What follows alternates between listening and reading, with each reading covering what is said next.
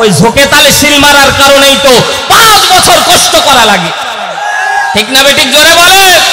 একবার জোশে ঝুঁকে দেখে শুনে সিল মারবেন, আপনার গম আপনার বাড়িতে আসবে, আপনার দায়িত্ব, আপনার যে অধিকার ঘরে ঘরে পৌঁছে যাবে। কথা জোরে বলেন, ঠিক কিনা? ঝোঁকে তালে এক রাতে মারে আর 5 বছর কান্না করা লাগে। কথা জোরে বলেন, ঠিক কিনা? অল্প সময় যদি চালাই চলবে? কে কে চলে যাবেন একটু হাত তুলেন তো। ঝোঁকে তালে মেরে দিয়েছে নাকি?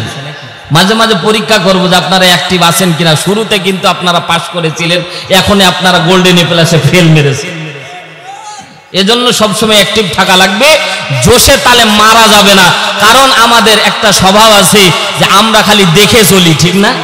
বুঝি না। একজন মা পেঁয়াজ করতেছে, কি করতেছে?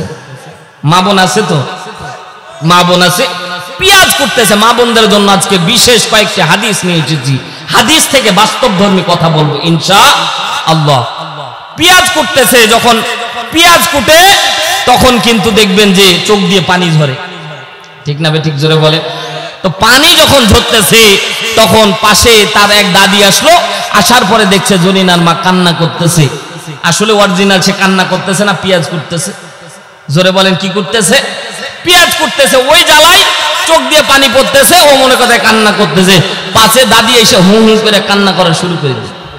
পাশে আরেকজন এসে ও মনে করেছে যে দাদির যে কি হলো, কে জানি মারা গেল, সেও তাকে দেখে কাঁদতেছে। কারণ মহিলাদের একটা স্বভাব আছে, দেখা দেখি কান্না করার ভালো ভান করতে পারে। কথা কয় না, ঠিক না বেটি? তো কান্না শুরু করে দিয়েছে। এক একজন আসে আর কান্না করে। তো এক চাচা এসে বলতেছে, সকিনা কান্না করো কেন? আমি কান্না করি ওরে দেখে। ওরে জিজ্ঞাসা করছে, তুই কান্না করিস কেন? ওরে দেখে। ও তুই কেন? ওরে দেখে। ওইভাবে দেখতেছে, শেষে পেঁয়াজ করতেছে। এজন্য ঝোঁকে তালে মারা যাবে, সব সময় হুঁশ করে দেখে শুনে মারতে হবে। কথা জোরে বলেন, ঠিক কিনা? ওনার বদৌলতে জান্নাত দান করবে আল্লাহ রাব্বুল আলামিন। বিশ্ব নবীকে যখন রিসালাতের দায়িত্ব দান করলেন, আল্লাহ নবী খেয়াল করে দেখলেন যারা এই কালেমা পড়ে তাদেরকে নির্যাতন করা হয়। বেলাল ইবনে আরাত রাদিয়াল্লাহু তাআলা আনহু ইসলাম ধর্ম কবুল করেছে, বুকের উপরে পাথর চেপে দেওয়া হয়েছে। জিহ্বা অত্যন্ত মোটা ছিল, ঠোঁট মোটা ছিল। হযরতে বেলাল রাদিয়াল্লাহু তাআলা আনহুর জিহ্বাকে বের করে পেরেক মেরে দেওয়া হয়েছে। এ মুসলমান একটু মিলায় নেন তো, নিজের জীবনের সাথে শুধু গরু কেটেছেন বছরে একবার, আর জীবনের মধ্যে নিজের শরীর থেকে এক টুকরা মাংসের টুকরা কেটে নিজেকে মুসলমান দাবি করেন। মুসলমান দেখেন বেলাল জিহ্বার মধ্যে পেরেক মেরে দিয়েছে, জিহ্বা নড়াইতে পারে না, তারপরেও গুনগুন করে কেন জানি আহাদ আহাদ আহাদ বলে চিৎকার করে। এরা মুসলমান আল্লাহর গোলাম, একটু মিলায় নেন। দুনিয়ার মধ্যে আম্মার ইবনে ইয়াসির রাদিয়াল্লাহু তাআলা আনহুকে আগুনের মধ্যে শায়িত করে দেওয়া হয়েছে। এই দৃশ্যগুলি আল্লাহর নবী দেখতে পাচ্ছে, নির্যাতন চলতেছে। আল্লাহর নবী তারপরেও দাওয়াতি মিশন বন্ধ করে নাই। কথা বুঝে থাকলে জবাব দেন, ঠিক না বেঠিক? আল্লাহর নবী যখন দাওয়াতি মিশন বন্ধ করে না, আল্লাহর নবী দাওয়াতি মিশন বন্ধ করে দেওয়ার জন্য আল্লাহর নবীকে পাগল বলে গালি দেওয়া হলো। আল্লাহর নবী কান্তা মাজনুন মাজনুন বলে গালি দেওয়া হচ্ছে। এরা মুসলমান গভীর মনোযোগ দেন। আল্লাহ তাআলা সূরাতুল কলম 2 নম্বর আয়াত নাযিল করে দিলেন, মা আনতা বিনি'মাতি রাব্বিকা বিমাজনুন।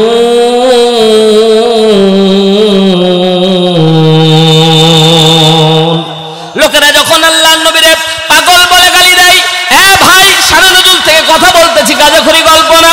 আল্লাহর নবীকে পাগল বলে গালি দেওয়ার কারণে আল্লাহ তাআলা আরশ থেকে ওহী নাজিল করে বিশ্ব নবীকে জানায় দিলেন, এ মুহাম্মদ, এ বন্ধু, মানুষ আপনারে পাগলা বলে গালি দেয়, মানুষ আপনারে পাগল বলে গালি দেয়, আমি আল্লাহ বলে দিচ্ছি, মা আনতা বিনি'মাতি রাব্বিকা বিমাজনুন।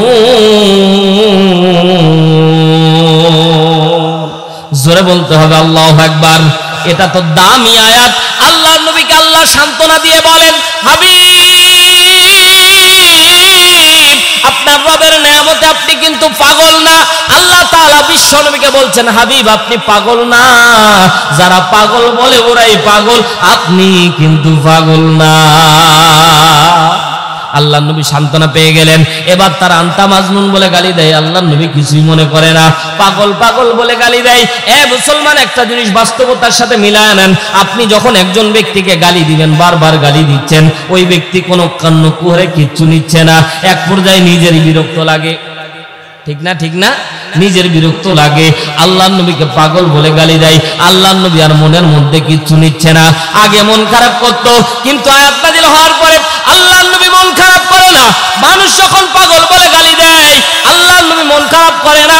তখন মুহাদ্দিসিন ইকরাম ব্যাখ্যা করে, আশরাফ ইবনে কাব নামের একজন কাফের, সাদ বিন সুহাইল নামের একজন কাফেরকে 1 মাসের বেতন ভাতা দিয়ে, টাকা দিয়ে বলতেছে, সাদ বিন সুহাইল, তোমার একটাই কাজ থাকবে, তুমি শুধুমাত্র মুহাম্মদুর রাসূলুল্লাহকে গালি দিবা।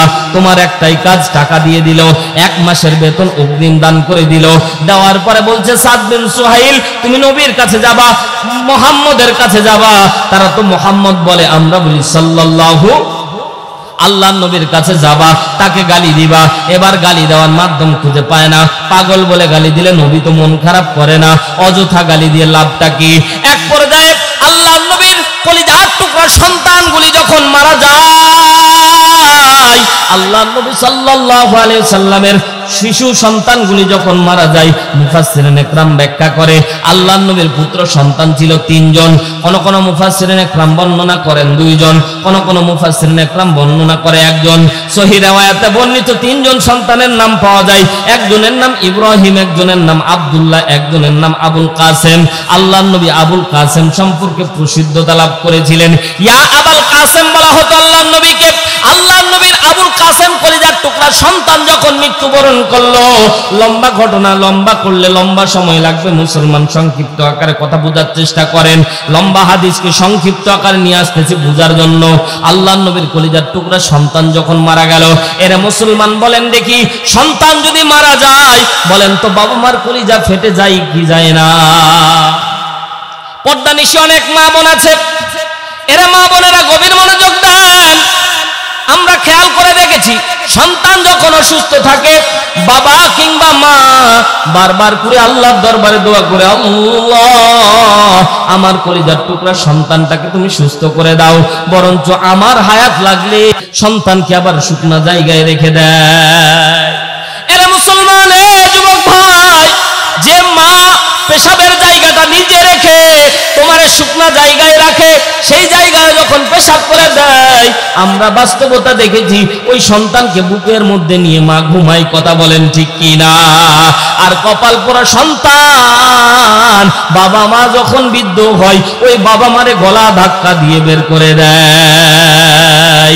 এর মতো কপাল পোড়া পৃথিবীর মধ্যে আর কোনো সন্তান নাই। কথা বলেন ঠিক কি না? যে মা নিজে কষ্ট করে তোমারে বুকের মধ্যে নিয়ে লালন পালন করলো, এর সন্তান খবরদার, ওয়াবিল ওয়ালিদাইনি ইহসানা, খবরদার বাবা মার দিকে শব্দমূলক কথা বলবা না। বলেন দেখি, এখানে যারা বসে আছি, বাবা মাকে কষ্ট দেবেন নাকি? এর মুসলমান কপাল পুড়ে যাবে। সন্তানের জন্য বাবা মা কত জায়গা বের করে বুকের মধ্যে, কিন্তু সন্তান বিয়ে দেওয়ার পরে ওই বাবা মায়ের জন্য একটু জায়গা সন্তানের ঘরে হয় না। এমন কপাল পুরা খানসা মা পাকের হাটে নাই। কথা বলেন না কেন? অসংখ্য যুবক আছে, এ ভাই পায়ে হাত ধরে বলে যায়, খবরদার খবরদার বাবা মারে কষ্ট দিবা না। বাবা মারে যত আদর যত্ন করবা, বরকত যিনি বাড়ায়া দিবেন তিনি কে? আল্লাহ নবীর কলিজা ফেটে গেল। আল্লাহ নবী সাল্লাল্লাহু আলাইহি সাল্লাম ব্যতীত হলেন। পর্দা নিশে আমার মা বোনের বেলের কানটা লাগিয়ে শোনেন, শুধুমাত্র পুরুষদের জন্য ওয়াজ হচ্ছে, ব্যাপারটা এমন না। আল্লাহ তাআলা আপনাকে আমাকে হাউজে কাউসারের পানি দান করবে। আমল করতে হবে কয়টা? জোরে বলেন কয়টা? এরা মুসলমান গভীর মনোযোগ দেন। আল্লাহ নবী সাল্লাল্লাহু আলাইহি ওয়াসাল্লামকে যখন এলাকার লোকজন সাদ বিন সুহাইল খেয়াল করলো আল্লাহ নবীর পুত্র সন্তান মারা গেছে, তার মানে আমাদের সমাজের ভিতরে পুত্র সন্তান হয় মারা যায়, পুত্র সন্তান হয় মারা যায়, পুত্র সন্তান হয় মারা যায়। এরা মুসলমান আমাদের সমাজের লোকজন বলে, তোর মরার খাটলা ধরার আর কেউ রইল না। ঠিক না? এটাকে আরবি শব্দে আবতার বলা হয়, নির্বংশ লেজ কাটা। কথা বুঝতেছেন? আরবি গ্রামাটিক্যাল দিক দিয়ে আবতার বলা হয়, যার নির্বংশ, যাকে লেজ কাটা বলা হয়। বলেন তো আল্লাহর নবী কি নির্বংশ? হাদিসের মধ্যে বলা হয় ওয়ান আনাস রাদিয়াল্লাহু তাআলা আনহু قال قال رسول الله صلى الله عليه وسلم لا يؤمن احدكم حتى اكون احب اليه من والده وولده والناس اجمعين। দুনিয়ার সব কিছুর চাইতে আল্লাহর নবীকে কেউ যদি বেশি ভালোবাসতে না পারে, আল্লাহর নবী বলেন সে পূর্ণ ঈমানদার হতে পারবে না। আল্লাহর নবী সাল্লাল্লাহু আলাইহি সাল্লাম ব্যতীত হলেন সাদ বিন সুহাইল আল্লাহর নবীকে আবতার বলে যখন গালি দেওয়া শুরু করে দিলেন, আল্লাহর নবী কিছু সংখ্যক সাহাবী নিয়ে ঘর থেকে বের হয়েছেন। এমনি সময় সাদ বিন সুহাইল আবতার বলে যখন বিশ্ব নবীকে গালি দেয়, আল্লাহর নবী সাল্লাল্লাহু আলাইহি সাল্লামের সাহাবীরা আল্লাহর নবীর চোখের দিকে তাকায় দেখে আল্লাহর নবী কাঁদবে ভাব তৈরি হয়েছে। এমন সময় আল্লাহর নবী কান্না বাদ দিয়ে মুচকি হাসা শুরু করে দিয়েছে। জোরে একবার বলেন না সুবহানাল্লাহ। আমি জানি প্রেমের পাগল সে তো মদিনায়, প্রেমানলে ডুবে মরি, প্রেমানলে ডুবে মরি, ওহে রব্বানা আমি জানি প্রেমের পাগল সে তো মদিনায়। কথা বলেন ঠিক কিনা? আল্লাহর নবীর কান্না মাখা মুখে হাসি দেখে সাহাবায়ে কেরাম ডাকতে বললেন, ওগো পয়গম্বর, কেন কান্না করতে গিয়ে হাসি মাখা মুখ দেখালেন? আল্লাহর নবী ডাকতে বললেন, সাহাবীরা এই মুহূর্তে আল্লাহ তাআলা আমার কষ্ট দেখে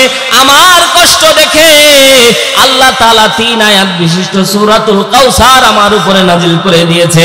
এই জন্য আল্লাহর নবী মুচকি একটা হাসি দিয়েছে। জোরে বলেন সুবহানাল্লাহ। আল্লাহর নবীর উপর সূরাতুল কাউসার নাজিল হয়ে গেল। শানে নজুল থেকে এতক্ষণ ঘটনা বর্ণনা করলাম। আল্লাহর নবী হাসলেন। জিবরাইল বললেন, ইয়া রাসূলুল্লাহ হাসলেন কারণটা কি?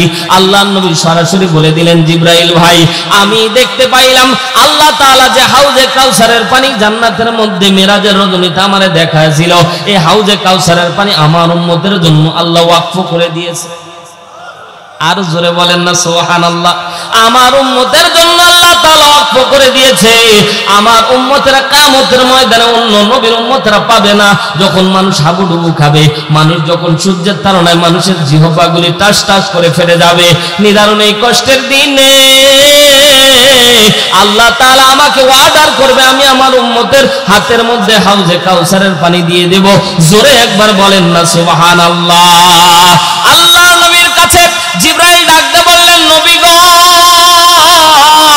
ইয়া রাসূলুল্লাহ, ইয়া হাবিবাল্লাহ, ওগো পয়গম্বর উম্মতকে বলে দিবেন আপনার সব উম্মত কিন্তু হাউজে কাউসারের পানি পাবে না। আল্লাহ তাআলা বলেন, ইন্না আ'তাইনাকাল কাউসার ফাসাল্লি লিরাব্বিকা ওয়ানহার। জোরে বলেন না আল্লাহু আকবার। আপনারা কষ্ট পাচ্ছেন, মুনাজাত দিয়ে দিই, ছেড়ে দেই, চলবে কিছুক্ষণ? লিল্লাহি তাকবীর। না ভাই, আপনারা কেউ আওয়াজ দিচ্ছেন না, পিছনের বাইরে একটু তাকবীর দেন না, লিল্লাহি তাকবীর।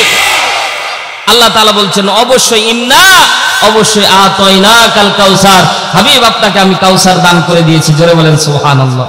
ফাসাল্লি লিরাব্বিকা ওয়ানহার, দুইটা শর্ত দিচ্ছে আল্লাহ, দুইটা শর্ত পূরণ করলে হাউজে কাউসার পাওয়া যাবে। জোরে একবার বলেন না সুবহানাল্লাহ। তাহলে হাউজে কাউসার পাবেন কে কে? একটু হাত তুলেন। হাউজে কাউসার চান কে কে? লিল্লাহি তাকবীর। ও ভাই, এখনই যদি একটু ঠেলে হাত উঠানো লাগে, আল্লাহ দিবে? একবার ছট করে হাত উঠানোর দরকার ছিল, ঠিক না? এটা ঈমানের পাওয়া। আল্লাহ তুমি আমারে দাও, কারণ আল্লাহর কাছে আল্লাহ তাআলা চাইতে বলেছে। সুবহানাল্লাহ বলেন, দোয়া করবেন, আল্লাহ হাউজে কাউসারের পানি দাও। কেন বললাম? এই হাউজে কাউসারের পানি পান যারা করবে তারা জান্নাতি। সুবহানাল্লাহ বলে। আরেক হাদিসের মধ্যে এসেছে, হাউজে কাউসারের পানি পান করনেওয়ালাকে আল্লাহ তাআলা হাসরের ময়দানে হিসাব নেবে না। আরো জোরে, আরো জোরে, আরো জোরে। মুসলমান, তাহলে হাউজে কাউসারের পানির দরকার আছে না নাই? জোরে বলেন আছে না নাই?